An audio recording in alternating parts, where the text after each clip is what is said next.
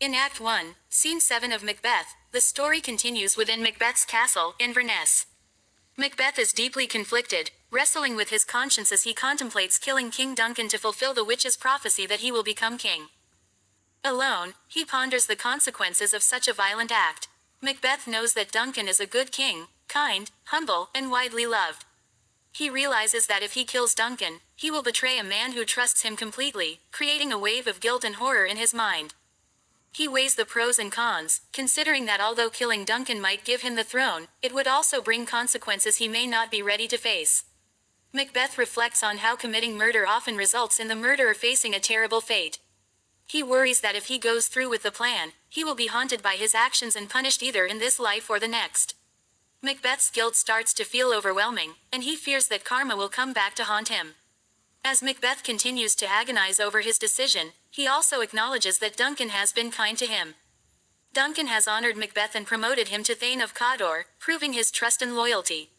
Macbeth realizes that he should be protecting Duncan, not plotting against him. The fact that Duncan is not only his king but also his guest adds to Macbeth's guilt, as there is a sacred duty to protect a guest under one's roof. This makes the thought of murder feel even more treacherous to him. Macbeth begins to feel unsure if he can go through with the plan, doubting whether he has the ruthlessness required to commit such a horrendous crime. Just as he is leaning toward abandoning the idea, Lady Macbeth enters. She immediately notices Macbeth's hesitation and becomes frustrated with his lack of resolve. Lady Macbeth criticizes him, accusing him of cowardice and questioning his love for her, implying that if he truly loved her, he would do whatever it takes to secure their power.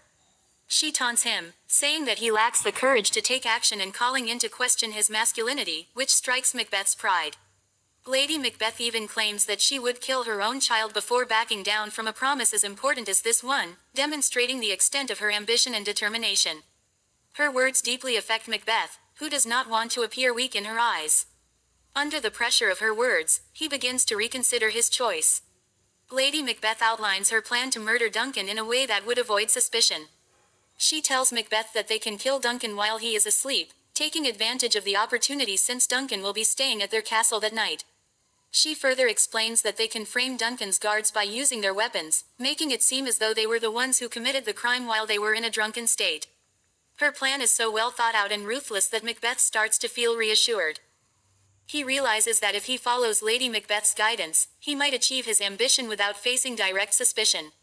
Macbeth, emboldened by his wife's words, finally agrees to move forward with the murder, resolving himself to the task.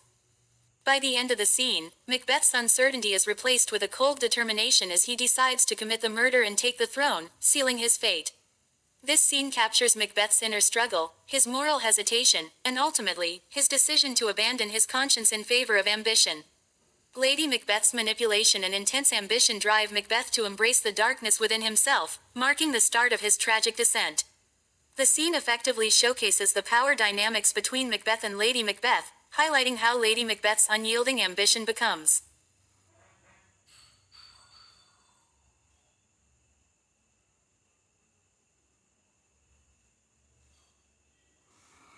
the fuel for Macbeth's murderous resolve.